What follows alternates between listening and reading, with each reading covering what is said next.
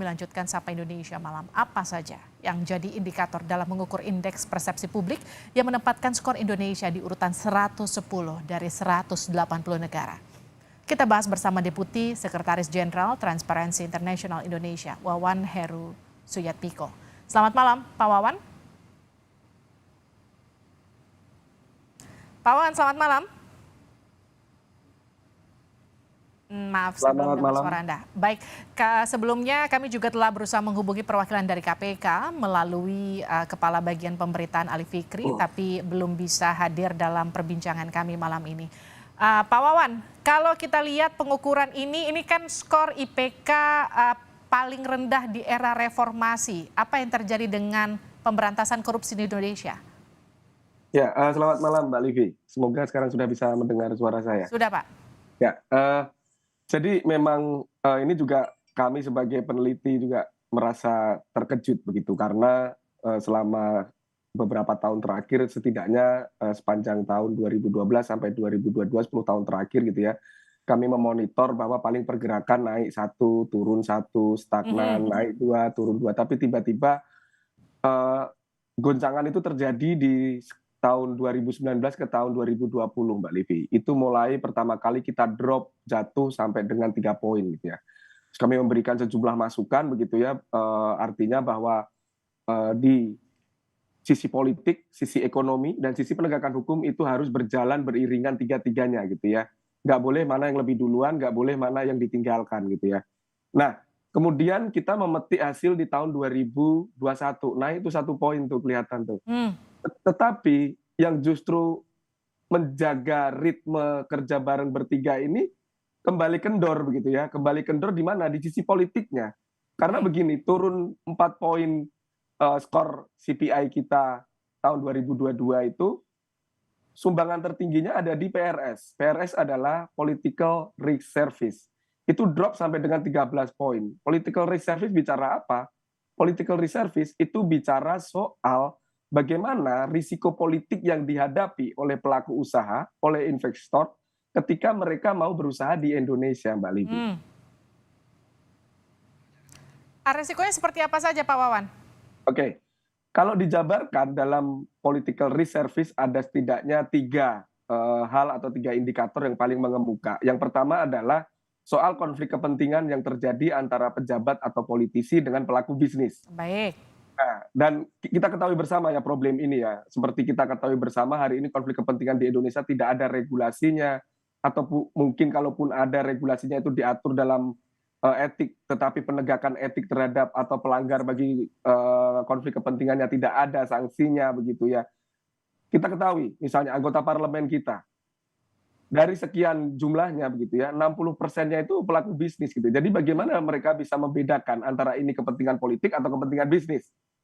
Tapi kan sudah dikeluarkan Perpu Ciptaker bahkan untuk memberikan kepastian bagi pelaku bisnis, ini masih belum cukup. Oke, yang kedua dulu Mbak Livi. Baik. Yang kedua adalah terkait dengan masih ditemukannya begitu ya suap gitu atau korupsi di ekspor impor, terutama tata kelola perdagangan, ya kan. Dan yang ketiga itu soal badan audit kita yang dianggap tidak independen. Badan audit atau badan pengawas ini bukan hanya BPK, tetapi seluruh badan-badan independen yang berfungsi sebagai check and balances. DPR tadi fungsinya check and balances, Komisi Pemberantasan Korupsi check and balances, Badan Pemeriksa Keuangan, Badan Audit check and balances. Kita ketahui bersama, ketua dan anggota Badan Pemeriksa Keuangan beberapa juga orang partai politik gitu ya. Nah, lagi-lagi political risk service gitu ya. Nah, ketika tadi Mbak Livi bertanya sudah dikeluarkan Undang-Undang Cipta Kerja, sayangnya Mbak Livi ternyata Undang-Undang Cipta Kerja yang sudah dikeluarkan oleh pemerintah dan kemudian dianulir oleh MK, disuruh untuk moratorium 2 tahun, kemudian malah pemerintah mengeluarkan perpunya, ini menjadi ketidakpastian bagi pelaku usaha. Ini gimana ceritanya gitu ya? Ketidakpastiannya di mana? Yang pertama adalah begini. Sekarang tujuan kita untuk mendatangkan investor itu yang seperti apa? Apakah investor yang punya standar tinggi, punya standar anti korupsi yang tinggi, negara-negara yang datang dari OECD countries, negara-negara yang mempunyai prinsip-prinsip anti korupsi, semisal Amerika yang punya FCPA, Inggris yang punya UK Bribery Act, atau EU yang punya EU Anti Corruption Principle, atau bahkan G20 yang kita juga anggota G20 punya standar anti korupsi yang sangat tinggi, atau kita mau mendatangkan investor dari negara-negara yang tidak mempunyai standar anti korupsi yang tinggi. Nah, ini bahayanya. Kalau tujuan kita hanya mendatangkan investor sebanyak-banyaknya dan kemudian pertumbuhan ekonomi kita naik begitu ya. Bahayanya apa? Kalau tidak dijaga dari sisi anti korupsinya, bisa jadi mereka yang datang ke Indonesia itu adalah investor-investor yang memang related to corruption. Itu yang dari luar negeri, belum yang dari Indonesia. Bagaimana domestic direct investment itu juga dikelola gitu ya dengan cara tadi konflik kepentingan, kemudian ketidakterbukaan proses perencanaan, pembangunan, pengadaan, perizinan, begitu Mbak Livi. Tapi kalau tadi Pak Wawan Anda katakan ini kan dari sisi pencegahan korupsinya dianggap pemerintah tidak optimal. Tapi kan kalau kita lihat memang ini yang terburuk sejak tahun 95. Padahal KPK selama ini sudah mengkampanyekan pendidikan anti korupsi, pencegahan korupsi. Artinya semua itu percuma dan tidak cukup kalau nyatanya seperti ini. Ya, saya kira ini juga yang perlu diluruskan ya Mbak Livi, bahwa indeks persepsi korupsi itu bukan hanya tanggung jawab di pundak KPK, gitu, tetapi tanggung jawab semua cabang-cabang kekuasaan, mulai dari eksekutif, legislatif, hingga yudikatif. Kalau kita ketahui misalnya eksekutif itu atau yudikatif dia yang terjadi hanya petty sama grand corruption, korupsi kecil-kecilan atau korupsi besar. Tetapi yang bahaya adalah ketika terjadi political corruption atau korupsi politik. Ini yang melibatkan kelindan antara eksekutif, legislatif, dan yudikatif. Karena harusnya ketiga posisi ini yang saling berkelindan.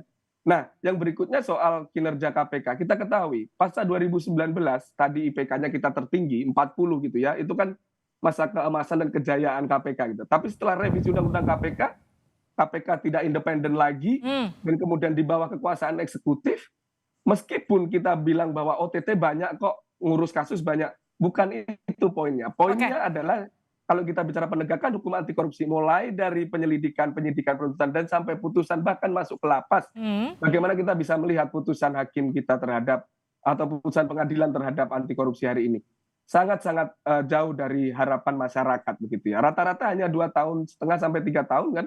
Denda juga yang dibayarkan juga tidak setara gitu. Itu belum lagi potongan remisi dan sebagainya. Makanya saya bilang di lapas itu. Jadi problem pemberantasan korupsi bukan hanya di pundak KPK, tetapi ini butuh satu dirijen, pemimpin negara dalam hal ini yang melakukan orkestrasi pemberantasan korupsi di 3 sektor tadi secara beriringan, politik, ekonomi, dan penegakan hukum, Mbak Livi. Tapi artinya kan komentar Anda ini mengklarifikasi pernyataan Menko Polhukam Mahfud MD yang sebelumnya menyebut katanya indeks ini dipengaruhi karena banyak OTT yang dilakukan. Jadi makin banyak OTT, makin banyak kasus terungkap, kemudian ini menyebabkan indeks korupsi kita kemudian jadi makin drop.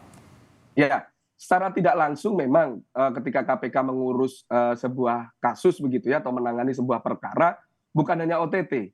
Semua yang ditangani oleh KPK, bahkan kepolisian dan kejaksaan, dan kemudian dilimpahkan ke pengadilan, terus kemudian divonis dan masuk kepada lapas, itu menjadi satu rangkaian gitu.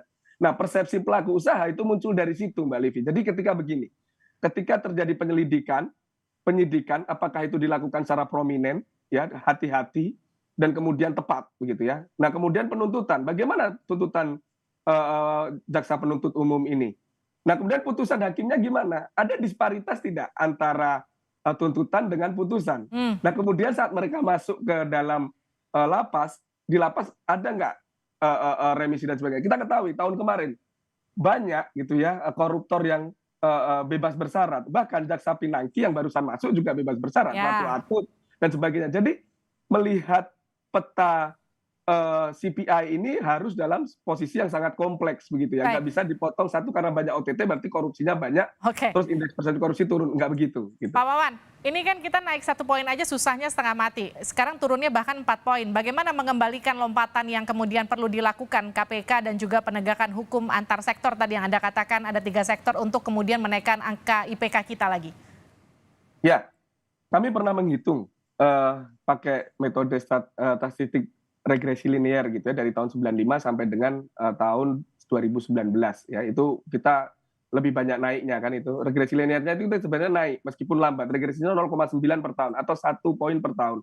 Nah, artinya kalau kita hanya upaya pencegahan pemberantasan korupsinya begini-begini aja gitu, atau bahkan hari ini mundur ke belakang, ya kita untuk mau setara dengan Singapura yang 83, kita butuh 83 tahun gitu ya.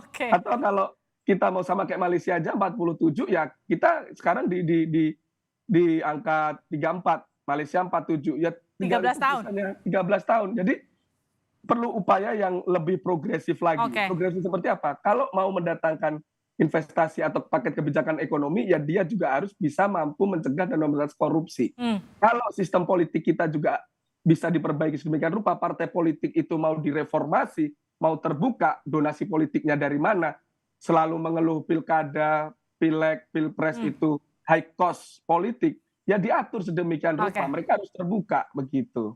Pemenahannya harus dari segala sektor. Terima kasih Pak Wawan telah bergabung bersama kami di Sapa Indonesia Malam.